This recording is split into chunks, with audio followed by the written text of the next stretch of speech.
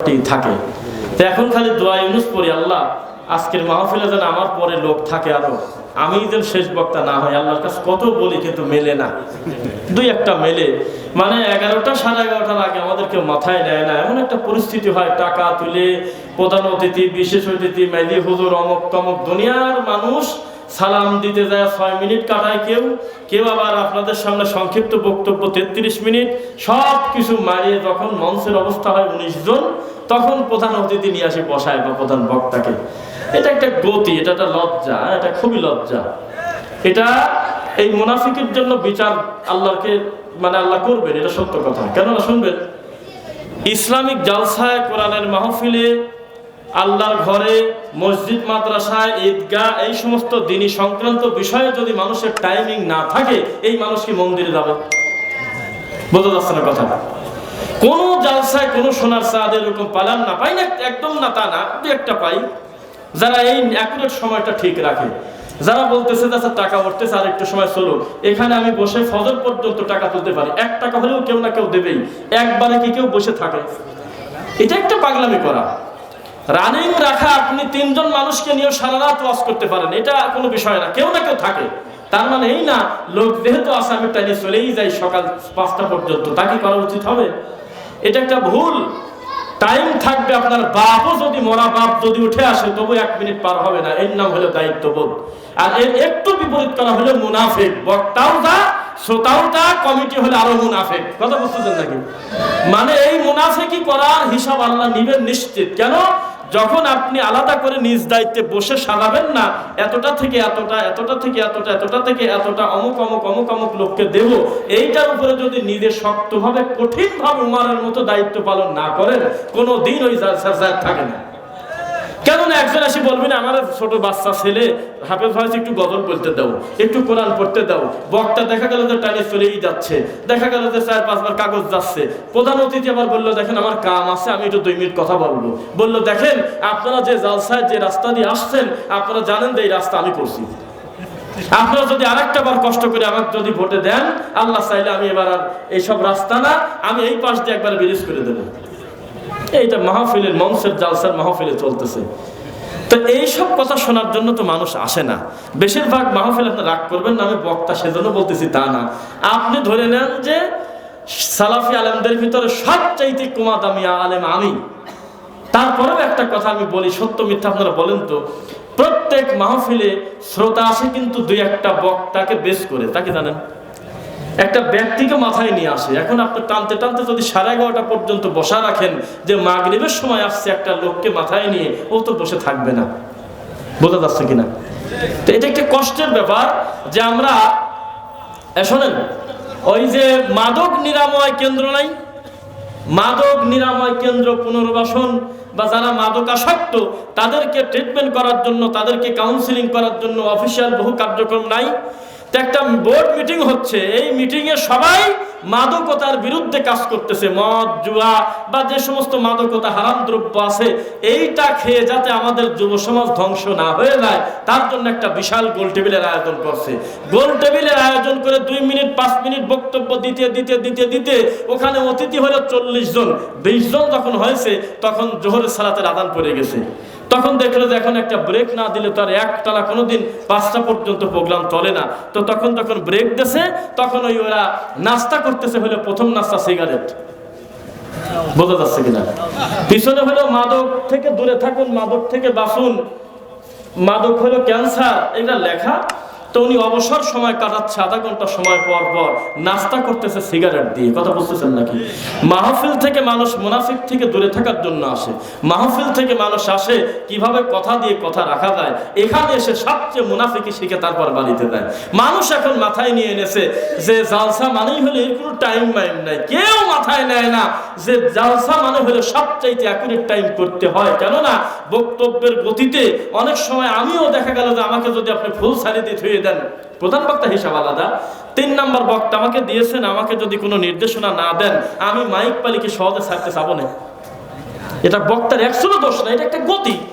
যতক্ষণ পর্যন্ত আপনি আমাকে আগেই জানাবেন না যে হুজুর 8:30 থেকে 9:20 কি 10টা থেকে 11টা 20 কি এতটা থেকে এতটা, এটা আপনার সময়। তখন আমি আমার মতো করে সময়ের ভিতরে কিন্তু চেষ্টা করব বক্তব্য সাজানো, ঠিক কিনা? কিন্তু আনলিমিটেড কোনো মানুষ কাছে চলতেছে, চলুক তো, এ একবারে মাঠ খালি, এখন লোক নাই জন নাই, ওই 15 মিনিট পর দিয়ে তোমরা দুইজন দুই গজল কও তো, জালসার জাত মেরে দিচ্ছেন, টানতে টানতে এই 15 মিনিট চলে যাবেন রাত 11:30। বোঝা যাচ্ছে কিনা? যেমন সারা জীবন খালি বেদাত একটু আমরা সাইজ করতেইছি, বলতেইছি, নিজের ঘরের কথা একটু বলতে হবে না?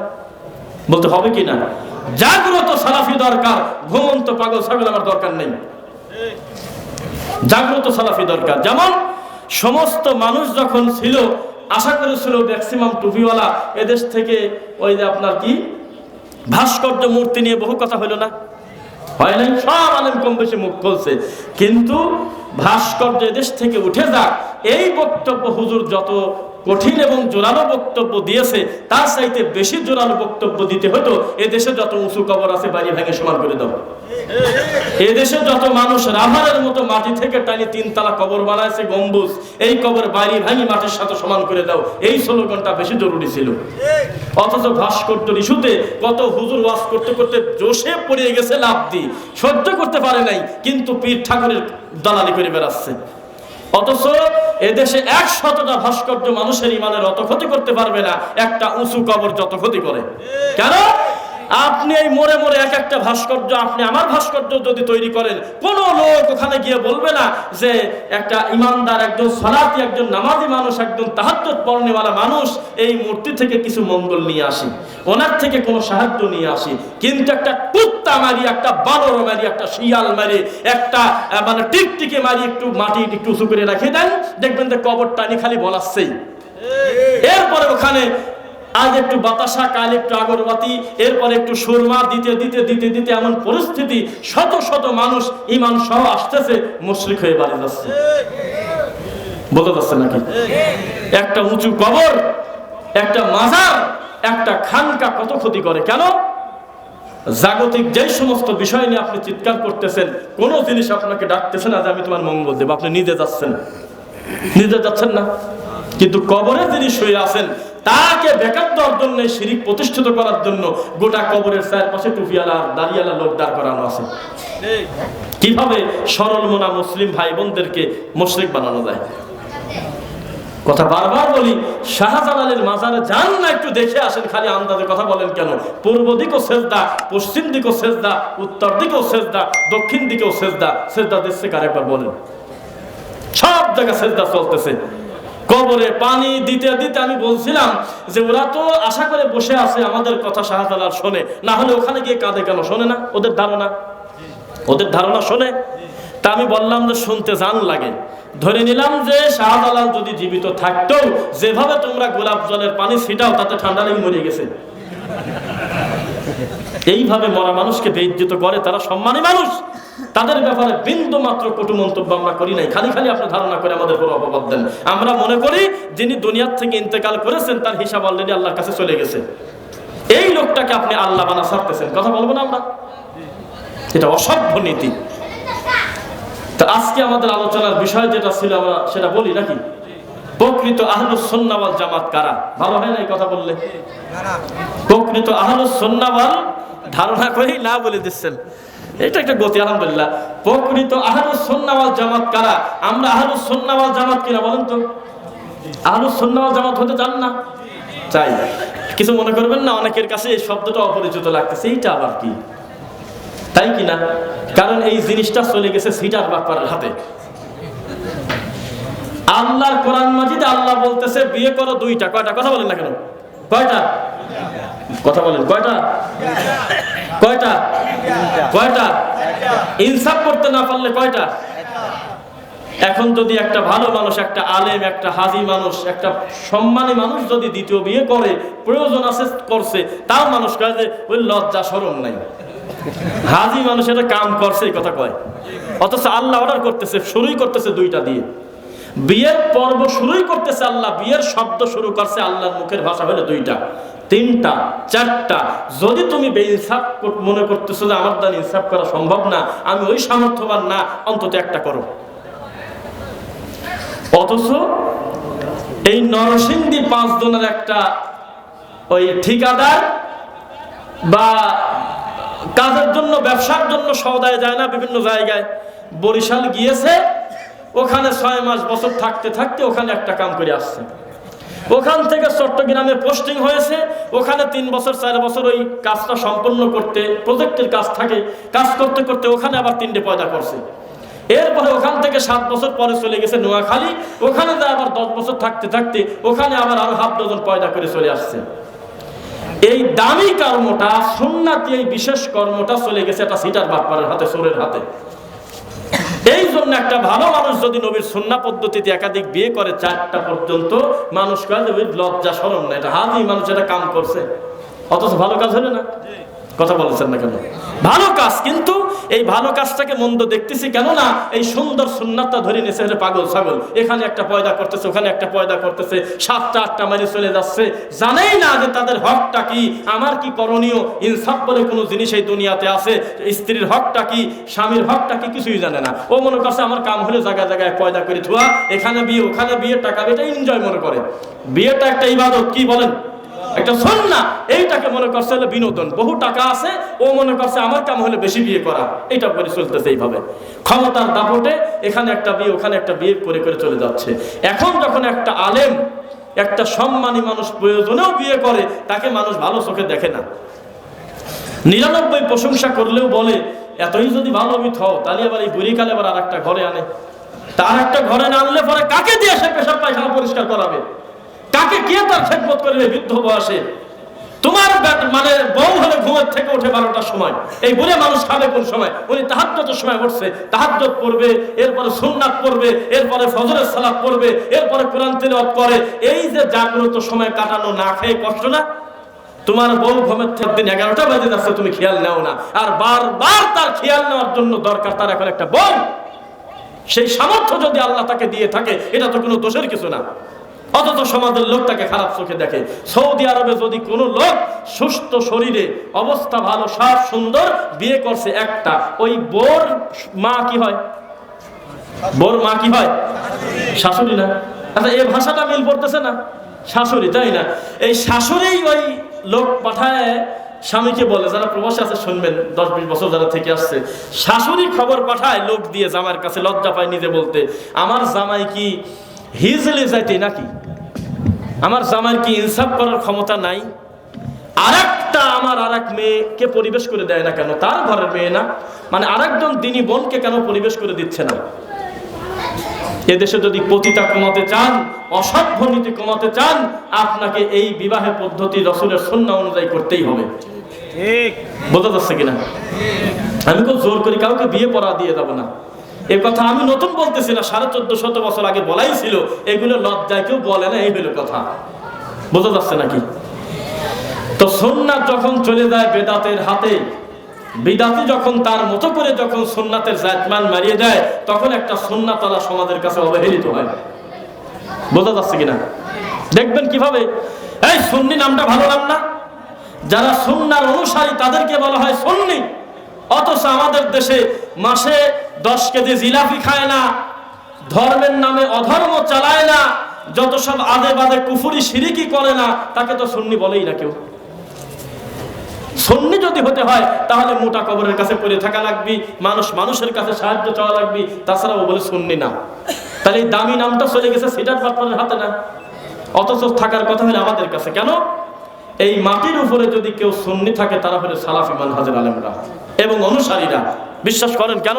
কারণ সুন্নাতে যারা অনুসারী, সুন্নাহ মানে মানার চেষ্টা করে, তারা যদি সুন্নি না হয়, বেদাতি সুন্নি হতে পারে কোনোদিন? এই দামি জিনিস চলে গেছে তাদের হাতে, তারা তাদের মতো করে ব্যবহার করতেছে। যেমন ধর্ম যদি চলে যায় শিয়ার হাতে, শিয়া নাম শুনেছেন নাকি?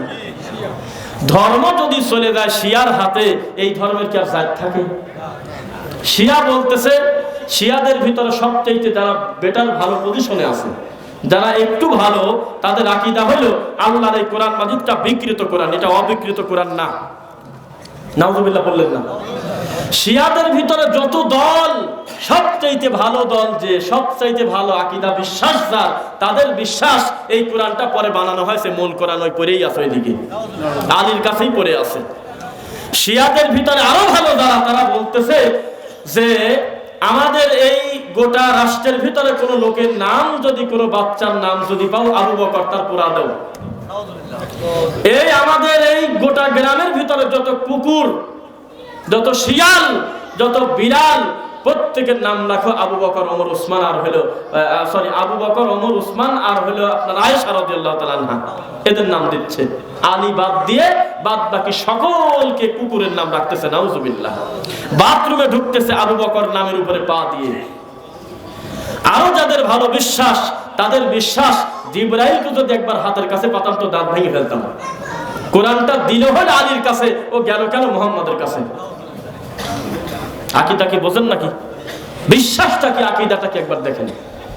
এই আকীদা, এই বিশ্বাস নিয়ে যদি ধর্ম চালায় কেউ, তাহলে এই জাতি কি পাবে তার কাছ থেকে?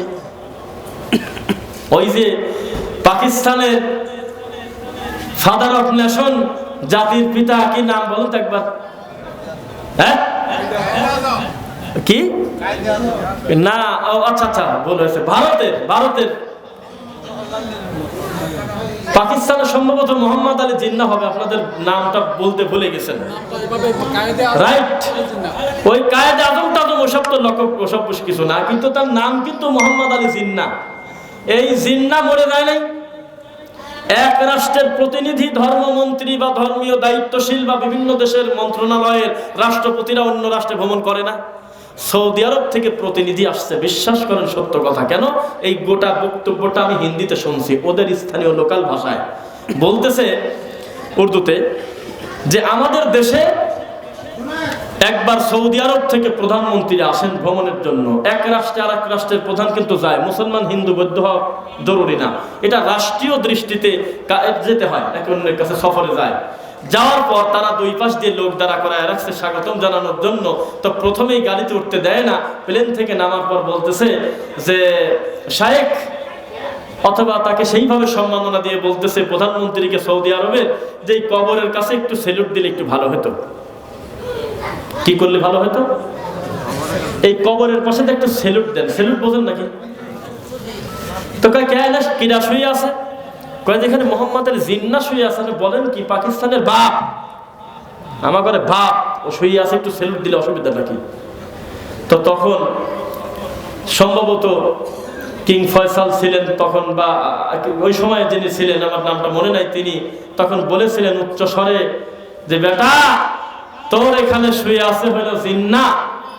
সারা পৃথিবীর জিন্নাহ এক জায়গা করলে যার পায়ের ধুলার সমান দাম হয় না, সেই মোহাম্মদ শুয়ে আছে আমার বাড়ির কাছে। বেটা, কবর যদি মূল্যায়ন করার জিনিস আর সেলুট করার জিনিস হতো, প্রতিদিন স্বর্ণ জহরত হীরা মণি মুক্তা দিয়ে ধুয়ে ওই পানি খেয়ে জীবন বাঁচাতাম, আর মোহাম্মদের কবরের কাছে পড়ে থাকতাম।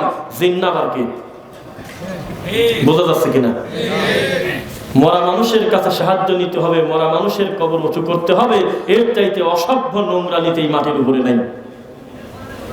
বোঝা যাচ্ছে কিনা? কেননা একজন মুমিনকে মুশরিক করার জন্য শিরিক করাতে হয়, আর কবরে যত শিরিক চলে অন্য জায়গায় এত শিরিক চলে না। চলে কি? চলে না। আপনাদেরকে বলি, চোর ধরেন না, আপনারা চোর দেখতেছেন তো, ওই বাড়ি থেকে একটা জিনিস চুরি করে নিয়ে চলে যাচ্ছে, একটা অপরিচিত চোর। সত্যি করে বলেন তো, এটা প্রমাণ হওয়ার পর কিভাবে দৌড় দিয়ে ধরার চেষ্টা করবেন? সময় এসেছে, চোরকে যেই গতি নিয়ে ধরতে চাচ্ছেন আপনার দুনিয়াবি সম্পদ চুরি করার কারণে, এর চাইতে দ্রুত গতিতে দৌড়ে ধরেন হলো বেদাতিকে। আমার ধর্ম নিয়ে তুই দৌড় দিলি কেন? বোঝা যাচ্ছে না কথা? বেদাতিকে এখন ধরার সময় এসে গেছে, আমার ধর্ম নিয়ে পালা চলে যাচ্ছে, ওকে ধরেন, ধরে শক্ত মতো পিটানি দেন। সবকিছু নিয়ে তামাশা চললেও আল্লাহর দিন নিয়ে কেন তামাশা করলে তুমি? এই সময় আসে নাই? এখন আর ঘরে বসে ঘুমানোর সময় না। 1000 বেদাতি মৌলবীর চাইতে একটা সুন্নাহ মাননেওয়ালা সাধারণ একজন যুবকের দাম বেশি। 1000 মাওলানা, মুফতি, বড় দাবা, মাজা, বিভিন্ন ঠাকুর এক জায়গা করে বসায় দেন, কোরআন সুন্নাহর অনুসারী সাধারণ একজন প্যান্ট শার্ট পরা যুবককে বসায় দেন। যদি তার সামনে সুন্নাহ প্রচার করে 1000 মুফতি ফার্স্ট হয়, আমাকে বলবেন। কারণ মুফতি কোরআন আর হাদিস বাদে মোট জানে, শুধু এই দুইটা জিনিসে জানে না। আর এই যুবক কোরআন সুন্নাহ মানতে গিয়ে আজে বাজে কোনো জিনিস এখনো হাত দেয় নাই, ও মূল জিনিস নিয়েই আছে। বলেন আলহামদুলিল্লাহ। আপনি জিকির করবেন না কি করবেন? ভালো মন্দের হিসাব কবরে হবে না তো? ক্ষেতের পেঁয়াজ লাভ দেয়, এইটা কোন হিসাব? বুঝতে পারছেন নাকি? আপনি জিকির করলে পেঁয়াজের কি আসে যায়? আপনি জিকিরের লা টান দিলে পুকুরের পানি ঢেউ খেলবে, এইটা কোন অসভ্য নোংরা কথা? বুঝতে পারছে কিনা? ওই যে একটা কমন কথা আমরা ছোটবেলা থেকে শুনতাম, অমুক গ্রামে একজনের পেটেতে সাপ হয়েছে, শোনেন না এইসব কথা? শুনছেন? কিন্তু কার বউ, কার ছেলের বউ অথবা কোন মেয়ে, তার নাম কি, কার পেট থেকে বের হয়েছে তথ্য নিতে দেন, এই মানুষের দুনিয়ায় নাই। সারা জীবন শুনতেছি বাবা ঠাকুর বলে যায় নামাজের পরটি বলে পানির পর ভাসিয়ে চলে যায়। কোন যায় নামাজ কিরা ভাসেছে দেখছে কে, কোন নদীতে তা কেউ কয় না, খালি ভাসিয়ে চলে যাচ্ছে। সবাই ভাসে। এখন একটা ধরেন ধরে বলেন দাদাও ভাসেছে, তোমার বাপও ভাসেছে, তুমি তাদের যোগ্য অনুসারী কিনা? আমাদের এই নরসিংদী একটা পুকুরে ঢোকা ছাড়বো 10 হাত মাত্র, বড় সমুদ্র পার হয়েছে তারা।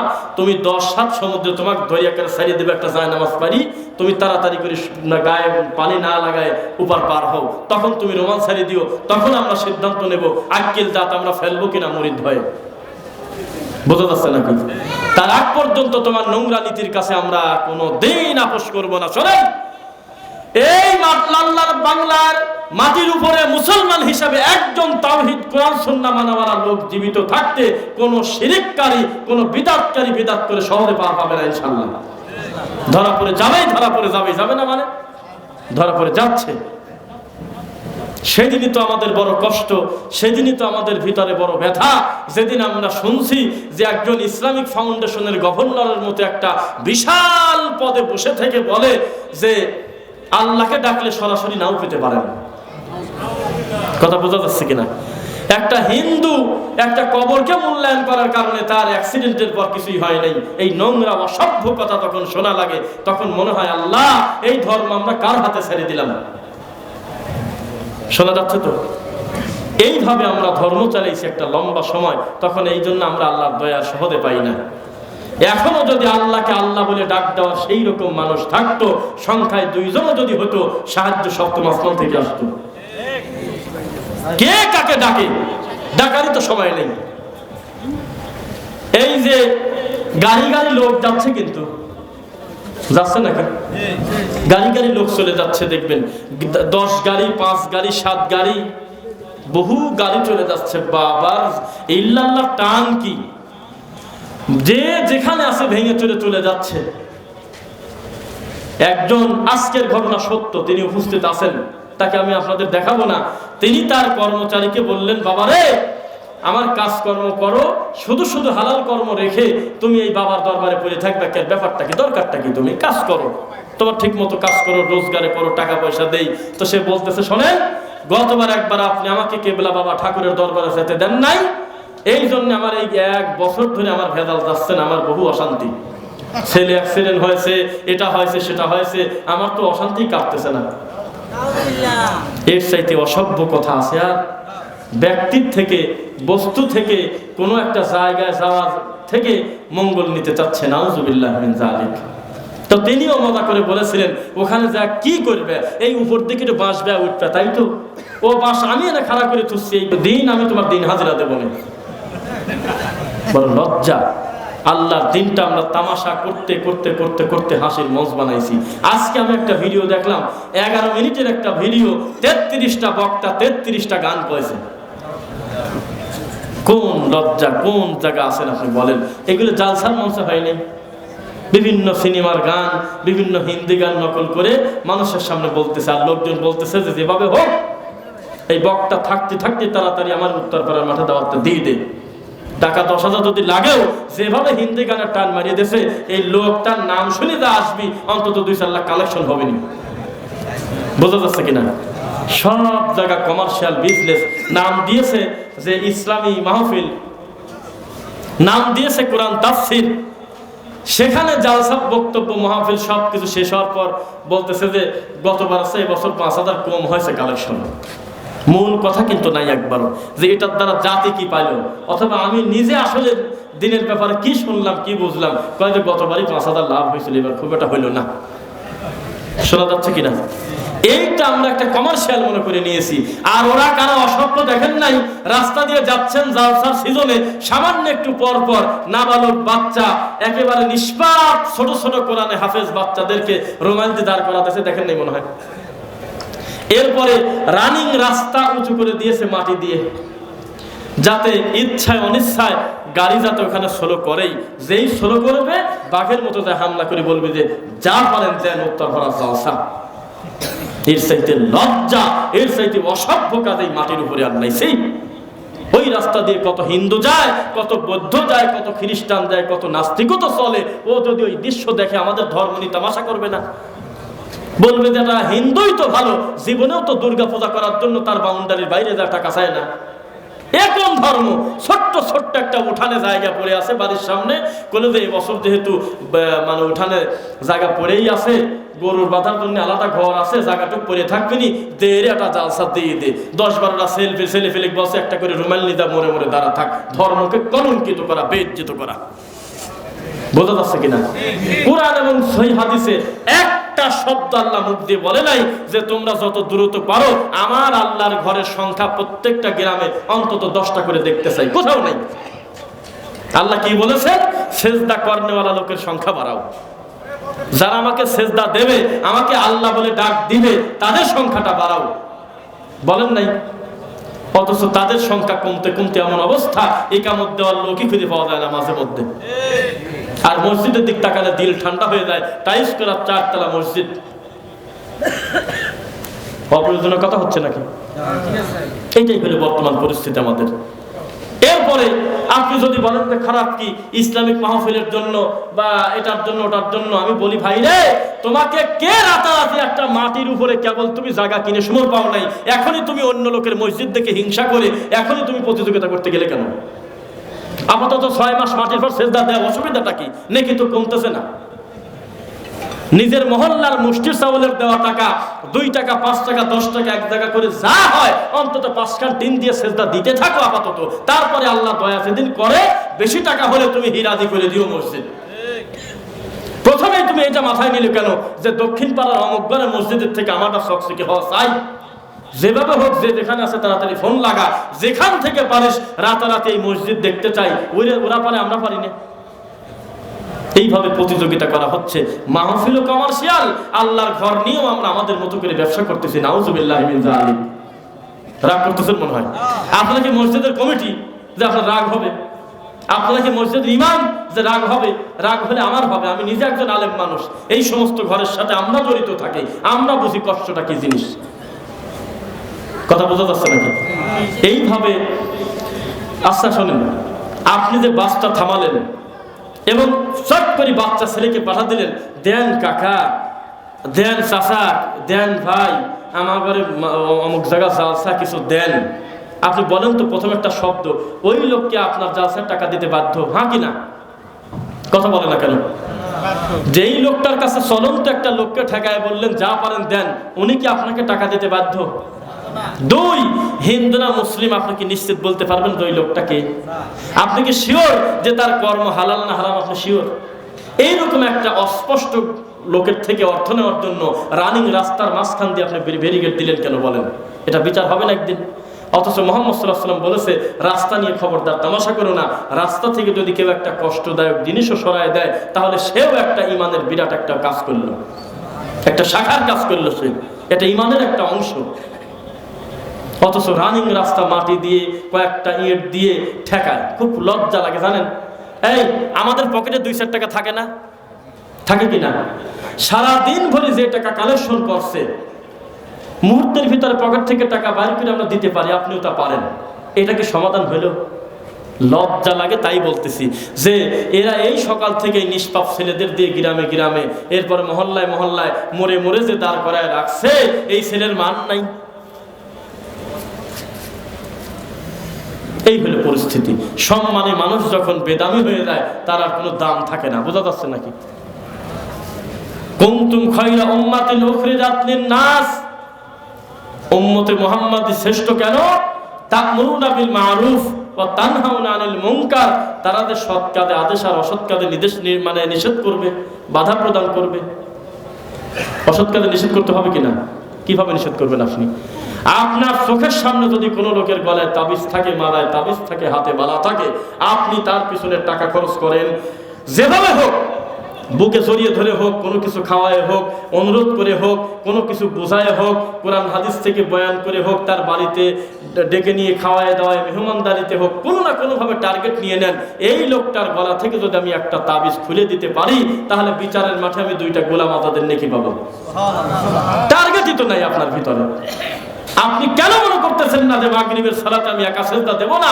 জান্নাতে তো জায়গার অভাব নাই, আমার চাচাতো ভাইকে যেভাবে হোক আমি নামাজি করব। একটু লাগিয়ে থাকেন তো, 2 মাস দেখি পরে নাকি।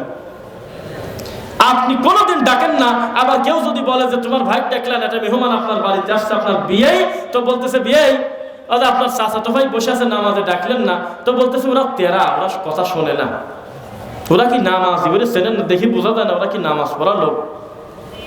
এইভাবে যদি একটা নামাজের রিয়াকশন হয় একটা বেনামাজির প্রতি, তাহলে বেনামাজির কাছে দাওয়াতটা দিবে কে বলেন তো একবার?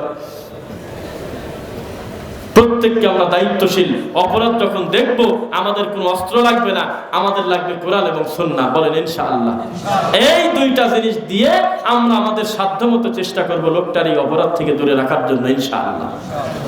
মুহাম্মদ সাল্লাল্লাহু আলাইহি ওয়াসাল্লাম আমাদেরকে যা দিয়েছেন, আমরা খুশি কিনা? খুশি আমরা। কেন? সিরাতাল মুস্তাকিমের চাইতে তার কোনো সহজ রাস্তা নাই, একটাই হলো জান্নাতে যাওয়ার রাস্তা, ঠিক কিনা? আমি মনে করেছিলাম যে আজকে আমরা আরো কিছু বিষয় আমরা কথা বলবো, যেহেতু এখানে অনেকেই উপস্থিত আছেন। একটা কথা বলেন তো মুখ দিয়ে, সমাজের বিদআত, শিরক, কুফর, এইগুলো কি শুধু ব্যক্তির একার ক্ষতি করে না গোটা সমাজের ক্ষতি করে? একটা আলেম যদি বেদাতি হয় তো গোটা সমাজ বেদাতি। একটা আলেম যদি পরিবর্তন হয়ে সুন্নাহপন্থী হয়, গোটা সমাজের প্রতি তার আসর পড়ে। আপনি বিশ্বাস করেন, মসজিদের যারা কমিটি দায়িত্বশীল আছে, তাদের দিন ধর্ম না জানলে আল্লাহর ঘরে ঢোকাই নিষেধ। কেন দেখবেন আপনি? মানে দায়িত্ব নিয়ে ঢোকা নিষেধ। সভাপতি হোক, সেক্রেটারি হোক, ক্যাশিয়ার হোক, ইমাম হোক, মুয়াজ্জিন হোক, আল্লাহর দিন ধর্ম সম্পর্কে স্বচ্ছ বেসিক ধারণা না থাকা পর্যন্ত এই ঘরের দায়িত্ব নেওয়াই হারাম। কেন? উনি তো নিজেই জানে না তার ইমামের কি আকীদা। অথচ তিনি জানেই না যে ইমাম যদি এই আকীদা পোষণ করে যে আল্লাহ কলবে ঢুকে গেছে, আল্লাহ সব জায়গায় আছে, আল্লাহ উপরে নাই, মুহাম্মদ গায়েব জানে, তাবিজ যদি গলায় থাকে, তাহলে ওর পিছনে আমি 1000 সেজদা দিলেও একটা সেজদাও কাম হচ্ছে না। ওই কমিটি তো জানতেই পারলো না। অথচ একটা কমিটির ক্ষমতা থাকে ওই মসজিদ থেকে ইমামকে পরিবর্তন করা, আর একটা ইমাম আনা, তাই কিনা? অথচ ওই সভাপতিকে, সেক্রেটারিকে যেভাবে হোক একটু ম্যানেজ ট্যানেজ করে যত শিরকি কুফরি চলতেছে আমাদের সমাজে। কেননা উনি তো ধর্ম বোঝে না। উনি যদি জানতো তাহলে উনি বলতে, এ ভাই, এই তাড়াতাড়ি বেড খেতা বাদে, তাড়াতাড়ি বালিশ টালিশ আন, আমি টাক ভাড়া দিয়ে দিচ্ছি, আমি 2 মাসের অগ্রিম টাকা দিচ্ছি, কান ধরে সবার সামনে তওবা পড়ো যে আমি আর এই তাবিজের মতো নোংরা কাজ, শিরকের মতো অপরাধ করবো না, আমি আর বাজে আকীদা পোষণ করে মানুষের সামনে বাজে কথা বলবো না, আর নয়তো সুন্দর করে বাড়ি চলে যাও। তোমার মতো লোক আমি আল্লাহর ঘরে রাখবো না, কেননা হিসাব আমাকেও দিতে হবে, আমি যে সভাপতি। বোঝা যাচ্ছে নাকি? মসজিদের ইমাম যদি জানতো, মানে সভাপতি বা দায়িত্বশীল, যে আমি কোন দায়িত্ব গ্রহণ করলাম, বিশ্বাস করেন এত বড় বোঝা সে সহজে নিতে চাইতো না। বিশাল বড় দায়িত্ব। বলেন তো, আপনার স্ত্রী যদি বিপদটা থাকে, আপনার কন্যা যদি বিপদটা থাকে, 1000 চেষ্টা করেছেন, বিগড়ে গেছে ভিন্ন কথা, কিন্তু স্বাভাবিক প্রক্রিয়াতে আপনি কিছু বলেন নাই, তারা যদি নোংরামি বেহায়াপনা করে চলে, আপনি গুনার অংশ পাবেন না? একটা মসজিদের ইমাম, সেই লোক মসজিদের মেম্বারে বসে মিথ্যা কথা বলে, সেই লোক সুন্নাহ নিয়ে ব্যঙ্গ করে, সেই লোক আল্লাহর ঘরে লাল বাতি দিয়ে রাখে, সেই লোক আল্লাহর ঘরে ঢুকে যদি কেউ 2 রাকাত সুন্নাহ পড়তে চায় মন খারাপ করে, এমন ইমামকে যে আশ্রয় দেয়, তাহলে তার জাহান্নাম ছাড়ার কোনো ঠিকানা নাই। বোঝা যাচ্ছে তো? কেননা বিদআতের ফলাফল কি? জাহান্নাম। বিদআতের শাস্তি একটা কি? জাহান্নাম। এমন অপরাধ, এমন ভয়াবহ অপরাধ, যে অপরাধের শুরুটা হলো নতুনত্ব দিয়ে, আর শেষ হলো জাহান্নামে ঢোকা দিয়ে। যতক্ষণ পর্যন্ত তওবা না করবে, তার কোনো আমলের 4 পয়সা লাভ নাই। ওই যে আপনারাই তো বলেন, মাছ সমানে ধরতেছি, কিন্তু যেটার উপরে রাখতেছি তার তলা নাই। বেদাতের কোনো তলা নাই। বেদাতে খালি ইবাদতের সংখ্যা বাড়ায় যাচ্ছে। কুসংস্কার, নোংরা, বেহায়াপনা, বিদআত, শিরক, এইগুলি কচুরি পানার চাইতেও বেদামি। এর কোনো দাম টাম নাই। যেমন ওই যে সারা জীবন আশা করে বসে আছে, 40 কদম কুলুপ ধরে হাঁটতেছে, ঢেল কুলুপ নিচ্ছে, টিস্যু সহজে নেয় না, পানি সহজে নেয় না, যে ঢেলের ওজন যেহেতু বেশি, মিজানের পাল্লায় তুলে দিলে বহু ওজন হবেনি। ওই সিটার বাটপার যেন জেনে থাকে যে ও মাটি, কচুরি পানা, নোংরা আজে বাজে জিনিস দিয়ে দাড়ি পাল্লা ভরতেছে, আর এই পাশে স্বর্ণ ছিল শুধু বাণী, ও হাতি দেয়নি। বোঝা যাচ্ছে নাকি? বিদআত এইভাবে মানুষকে ক্ষতি করে।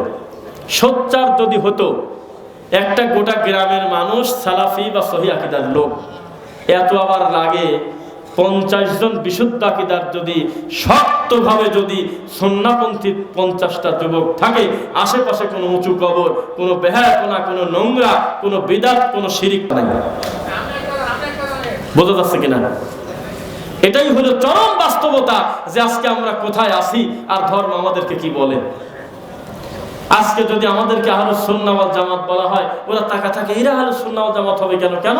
বিশাল বিশাল সিন্নের মাহফিল, বিশাল বিশাল ওরস, বিশাল বিশাল বাদে শিরিক এবং বিদআতের বড় বড় আকড়ায় সবচাইতে বড় ব্যানার লেখা থাকে আহলুস সুন্নাহ ওয়াল জামাত কর্তৃক পরিচালিত, তাই লেখা থাকে না? সুন্নিদের মহাসম্মেলন। কিসের সুন্নিদের মহাসম্মেলন? চিনির জিলাপি অথবা গুড়ের জিলাপি, যে কোনো একটা কিছু বলে দিলেই হয়। তোমার সুন্নি নাম দেওয়ার দরকারটা কি? তোমার জিলাপি খুরমা বাদ দিয়ে কিছুই থাকে না। আর ওখানে লেখার দরকার ছিল কি? বিদআতি সম্মেলন। নাম যদি সুন্নি সম্মেলন দিতে হয় তাহলে তারা কোরআন সুন্নাহর অনুসারী হতে হবে, তাই কিনা? এইটা হলো কথা। ওই যে বেদানার নাম বেদানা হয়েছে, দানা ভিতরে একটাও নাই, সেই জন্য নাকি? কথা তো বলে না। বেদানার ভিতর দানা নাই মনে হয় নাকি? একটা দানাও নাই, সেই জন্য না? বহু দানা থাকার পরেও বেদানা। আনারসে এক চুলো রস নাই, সেই জন্য কি আনারস? না ভিতরে রস ভরা, তাও আনারস। সত্য কথা। আপনি সুন্নি নাম দিয়ে বিদআত করবেন, আহলুস সুন্নাহ ওয়াল জামাত নাম দিয়ে আপনি আজে বাজে নোংরা জিনিস করে বেড়াবেন, আর আমি সুন্নাহ মানবো, আমাকে গালি দিবেন। আপনি কথা পালেন কার কাছ থেকে? নামের সার্থকতা কর্ম দিয়ে বিবেচনা হবে। কর্ম যদি ঠিক না থাকে, নাম দিয়ে কার কাছে যাবেন, কোথায় ঘুরবেন? পৃথিবীতে এখনো পর্যন্ত ইহুদিরা মনে করে জান্নাতের যদি কেউ হকদার থাকে শুধু আমরা ইহুদিরা, বাদ বাকি কেউ জান্নাতে ঢুকতেই পারবে না। এখনো পর্যন্ত খ্রিস্টানরা মনে করে অন্যান্য ধর্মের লোক যদি হাঁটি হাঁটি জান্নাতে যায়, আমরা যাবো দৌড় পারি। তাতে নামের কি আসা যায়?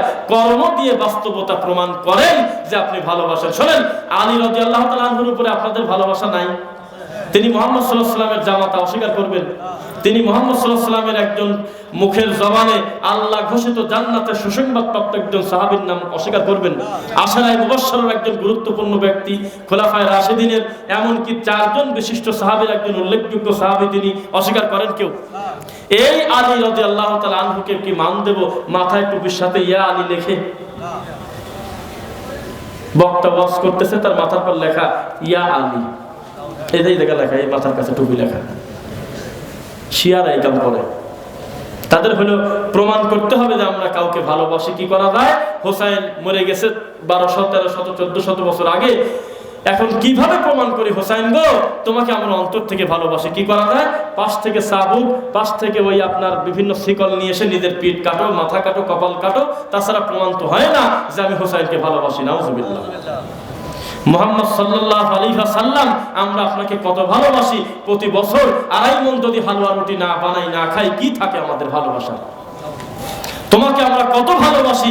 12ই রবিউল আউয়ালের দিন 30টা গাড়ির বহর, 40টা টাকের উপরে বিরাট বিরাট মঞ্চ, আর হাজারো জিলাপি, আর হাজার হাজার বড় শত শত মন কেক, এত বড় বড় জুলুস ছাড়া কি করে প্রমাণ হয় যে আমরা তোমাকে ভালোবাসি? এইটা কি ভালোবাসা? না প্রতিটা কর্মে তার কথা মতো চলার নাম অনুসরণ করা? তার কথা মতো চলার নাম অনুসরণ করা। কে কার কথা শোনে? এমনি চলতেছে জীবনটা। নাউজুবিল্লাহ মিন যালিক। ধর্মটা আমরা এমন বেশি হাসির পাত্র করে দিয়েছি, আমাদের কাছে সত্য কথাটা মিথ্যা মিথ্যা লাগে। লাগে কিনা? মিথ্যা লাগে। শবে বরাতের দিন যদি কেউ আমরা ছোটবেলায় ঘুম পাড়তাম, বাপ মা পর্যন্ত অভিশাপ দিত, চাচা চাচির আশপাশের মানুষদেরকে যারা ঘুম পাড়তে দেখতাম, যে শবে বরাতের রাত্রি বেলাও যার হুঁশ ফেরে না তার কপালে কি থাকে, এটা বলতো। কেন আজকে 27-এর রাত এত তাড়াতাড়ি মসজিদে বাড়া চলে আলি, মানে 21-এ বলে না এই কথা, 23-এ বলে না, 25-এ বলে না, 29-এ বলে না, 27-এর রাত আলী কয় যে এত তাড়াতাড়ি চলে আলী মসজিদ থেকে, আজকে সারা রাত নামাজ ছিল, নামাজের কি হবে? এইভাবে ধর্ম দিন কেন্দ্রিক, সময় কেন্দ্রিক শিয়াদের মতো ভাগ করে করে নিয়ে, আর হলো আপনার আমাদের দেশে আপনার সত্যি করে বলেন তো দেখি, টিভিতে মিডিয়াতে যা দেখছেন সরাসরি শিয়া দেখছেন এখানে কেউ আছে? নাই। এমনি কিন্তু বোঝা যায় না যে আমাদের দেশে প্রচুর শিয়া আছে, এটা কি বোঝা যায়? কিন্তু 10ই মুহররমের দিন আপনি বুঝবেন, বাপরে বাপ, চট্টগ্রাম সহ সারা বাংলাদেশ এমন একটা পরিস্থিতি, কিছু কিছু রাস্তা 6 ঘন্টা জ্যাম। কেন? ওই যে ভালোবাসা প্রকাশ করার জন্য শিয়ার আজকে ঘর থেকে বাড়াইছে। আমাদের দেশে সারা বছর এই জিলাপিয়ারা খুঁজলে খুব একটা বেশি পাবেন না, কবে মরবি কুলখালিতে খালি পাওয়া যায়, আর বেশি এটা আসে না, বাড়ায় না। যেই আপনার 12 রবিউল আউয়ালের খবর আসে, সঙ্গে সঙ্গে মরা জিলাপি তাজা হয়ে যায়, মরা শূন্য জিন্দা হয়ে যায়। কেন? আজকের দিনও যদি না বাড়ায় আমার কি থাকে? মাঝে মাঝে বের হয়ে আল্লাহ এবং তার নবীকে বোঝাতে চায়, আপনারা দুইজন নিশ্চিত থাকেন আমরা এখনো মরিনি, বাঁচেই আছি। অথচ ওই একই আল্লাহকে কিন্তু ফজর সময় সিজদা দেওয়া ফরজ ছিল, জোহরের সময় সিজদা দেওয়া ফরজ ছিল। ওই একই আল্লাহকে খুশি করার জন্য তার নবীর তরিকায় 24টা ঘন্টা চলা ফরজ ছিল, ঠিক কিনা? অথচ এই লোকটা টানি চলে গেছে হলে 12 রবিউল আউয়ালের দিন, তখন আল্লাহর দয়ার কাম করে না। কেন? এটা হলো শিয়াদের মতো কর্ম। ওরা হলো বিশেষ বিশেষ বিশেষ বিশেষ দিনে কোনো মঙ্গল আছে মনে করে ব্যক্তি কেন্দ্রিক ধর্ম পালন করে। বোঝা যাচ্ছে কিনা? কিন্তু আমাদের কি, আমাদের এক গতির উপরে সারা বছর চলবে, একটা গতির উপরে। প্রতি বছর একবারই সিয়াম ফরজ মাসে, প্রতি 5 ওয়াক্ত সালাত একই নির্দিষ্ট সময় ফরজ। ইন্নাস সালাতা কানাত আলাল মুমিনিনা কিতাবাম মাওকুতা। হজ সামর্থ্যবান লোক, আগে যেরকম সামর্থ্য হলে হজ করা লাগতো এখনো তাই করা লাগে, আগে নেশাব পরিমাণ সম্পদ থাকলে যাকাত দেওয়া লাগতো এখনো তাই দেওয়া লাগে, আগে অন্তরে আল্লাহ এবং তার নবীর প্রতি পূর্ণ বিশ্বাস, গায়েবের প্রতি বিশ্বাস রাখা লাগতো এখনো তাই রাখা লাগে। কমা বাড়া নাই। এখন দিনের ভিতরে যখন কোনো মঙ্গল খুঁজে পাবেন, তখন কি আমাদের সাথে আর তাদের সাথে আর মিল থাকলো? কোনো মিল থাকলো না। আমরা আর কথা লম্বা করতে চাচ্ছি না, অনেক লম্বা কথা হয়েছে, 11:30 বেজে গেছে আর কি। তো আমরা যে কথাগুলো বললাম বা সন্ধ্যা থেকে যারা কথাবার্তা বলেছেন, আল্লাহ সকলকে কবুল করুন। এবং এই প্রোগ্রামটাকে সাজানোর জন্য, পরিবেশ করার জন্য, দিনের 5টা কথা শোনানোর জন্য টাকা দিয়ে, শ্রম দিয়ে, মেধা দিয়ে, বুদ্ধি দিয়ে যে যেভাবে সহযোগিতা করেছে, আল্লাহ তুমি সকলকে কবুল করো আল্লাহ। একটা লোক উঠবেন না, আমরা দোয়া পড়ে আমরা শেষ করে দেবো ইনশাআল্লাহ। একটু পরে দেখবেন যে একটু খালি হয়ে গেছে। কথা বুঝতে পারলেন? আপনাদের জন্য আমরা একটা হাদিয়া নিয়ে এসেছি। তার পূর্বে আপনাদের একটা কথা, কেউ আমাকে শিখাই দেয় নাই, এই সাহস খুব বেশি কেউ পায় না যে আমাকে বলা যে আপনি টাকা চাঁদা তুলে বেড়ান। এটা কেউ বলে না, আমি একাই বলতেছি। যেহেতু এখানে একটা আল্লাহর ঘর, যেহেতু একটা দ্বীনি প্রতিষ্ঠানের সামনে আমরা বসেছি, আপনি যদি আপনার গতিতে কিছু অর্থ আল্লাহর এই দ্বীনের কাজে সহযোগিতা করতে চান, তাহলে আমার মনে হয় আপনি এখন দিতে পারেন। আমরা দোয়াটা করে দেবো তারপরে ইনশাআল্লাহ। আপনি আপনার জায়গা থেকে বলেন যে আমি 2000 টাকা কি 1000 টাকা আমি এই প্রতিষ্ঠানের জন্য দিলাম, একটু কষ্ট করে বলেন। আছেন কেউ? একটু বলেন, আমরা খুব বেশি সময় নেব না, এরপরে শেষ করবো। একজন লোক করবেন না, প্রত্যেকের কাছে হাদিয়া রয়েছে, আপনার নিয়ে যাবেন ইনশাআল্লাহ। একটু বসবেন, যা পারেন যেভাবে সহযোগিতা হোক ঢালাও ভাবে আপনাদের কাছে যাবে। তবে এখন 1000 হোক, 2000 হোক, 500 টাকাও যদি হয়, উপস্থিত যেহেতু আমি বলে ফেলছি মুখ দিয়ে, আপনারা একটু সহযোগিতা করেন দিনের জন্য। আসেন, যে কেউ বলেন যে আমি 1000 দেবো, কি আমি 500 টাকা দেবো। কত? 1000 টাকা। আলহামদুলিল্লাহ, আমার ভাই 1000 টাকা দেবে। আল্লাহ তুমি দান কবুল করো। নাম বললাম না, আল্লাহ শুনে রাখুক। জি, কেউ একটু বলেন। এটা আপনি আপনার গতিতে দিয়ে যাবেন ইনশাআল্লাহ, লেখার দরকার নেই, ইনশাআল্লাহ দিয়ে যাবে। বলেন, এই পাশ থেকে কেউ বলেন। আমরা 3-4 মিনিটের ভিতরে আমরা কথা শেষ করে দেবো ইনশাআল্লাহ। যারা এখনো দেন নাই, হয়তো দিতে ইচ্ছুক ছিলেন, দিয়েছেন দেখছি আমি, আপনারা অনেকেই আলহামদুলিল্লাহ সাদাকা করেছেন। এখনো যারা দেন নাই, মন চাচ্ছে একটু কষ্ট করে কথা বলেন যে আমি 500 টাকা কি 1000 কি 2000 টাকা দেবো, একটু বলেন। এরপর আমরা দোয়া করে ইনশাআল্লাহ আমরা শেষ করে দেবো ইনশাআল্লাহ। 500 টাকা আগে দিয়েছে? হ্যাঁ আলহামদুলিল্লাহ, আমি জানি আগে দিয়েছে। তাহলে আপনিও সেভাবে পৌঁছায় দিয়ে নিন এদের হাতে। তো যাই হোক, 1 মিনিট 2 মিনিটে যাই যেটুকি হলো, আপনাদের সামনে সিরাতাল মুস্তাকিম সারা জান্নাতে যাওয়ার কোনো রাস্তা আছে বলে মনে করেন? বলেন, আমার সাথে উত্তর দেন। এই রাস্তাটা সোজা না বাঁকা? প্রত্যেক রাস্তায় ইবলিস শয়তানের এজেন্ট দাঁড়া করা আছে। কিভাবে আপনার ইমানকে ধ্বংস করা যায় তার জন্য প্রত্যেক মোড়ে মোড়ে ইবলিস দাঁড়ায় আছে, তার এজেন্ট দাঁড় করানো আছে। আর আল্লাহ বলল যে আমার বান্দাকে বাঁচানোর জন্য মসজিদ আছে, মাদ্রাসা আছে, ঈদগাহ আছে, কবরস্থান রয়েছে, তারপরে আপনার এতিম রয়েছে, বান্দার হক রয়েছে, পিতামাতার খেদমত রয়েছে, সকল ভালো কর্ম জায়গায় জায়গায় সেট করে দিয়েছে, যাতে আমার বান্দা একেবারে ইমান হারা সরাসরি না হয়, ভুল করলে যাতে আবার ফিরে আসার জায়গা পায়। 5 বছর সিমেন্ট কে? সাইফুল ইসলাম শিলপাঞ্জি বাড়ি সাইফুল ইসলাম ভাই, তিনি 5 বছর সিমেন্ট দেবেন। আল্লাহ তুমি দানকে কবুল করো। আল্লাহুম্মা সাল্লি আলাইহি আল্লাহুম্মা বারিক আলাইহি। কথা বলবেন কেউ যদি সম্ভব হয়, দিতে থাকবেন। তো যে কথা বলতেছিলাম, আমরা আমাদের কাছে কিছু বই আছে, বইটা আমি নিজেই লিখছি। তো যেহেতু নিয়ে আসা হয়েছে আপনাদের জন্য, টাকা মাথায় নিয়ে আপনার আমার বইটা নিতে হবে সেটা আমি কোনোদিন বলিও নাই, আজকেও বলতেছি না। বইটার দাম 50 টাকা। এটা আপনার কাছে যদি বোঝা মনে করেন তাহলে আপনি এমনি নিতে পারেন, যেহেতু লোক সংখ্যা এখানে খুব বেশি তা নয়। একটা করে বই আপনি আপনার গতিতে নেবেন, তবে যদি থাকে তাহলে আমরা বইটা ছাপিয়ে আরো বেশি মানুষের কাছে দিতে পারবো, এটা সহজ হবে এই আর কি। প্রত্যেকেই, মুরব্বী হোক, যুবক ভাই হোক, যারা আছেন এখানে, এটা খুলে ফেলেন, তো এটা খুলে এখানে রাখেন, এই জায়গায় রেখে দেন, রেখে আপনি একটু দাঁড়ান ওখানে। আপনারা এক একটা বই নিয়ে আমরা দোয়া পড়বো, দোয়া পড়ার পরে আপনারা আপনাদের গতিতে বইটা নিয়ে যাবেন ইনশাআল্লাহ। পড়েন, পড়তে পারেন না, যিনি পারে তাকে পড়তে দেন। 72টার উপরে কোরআন মাজিদের আয়াত দিয়ে গোটা বইটা সাজানো। বইটার নাম ঈমান হারানোর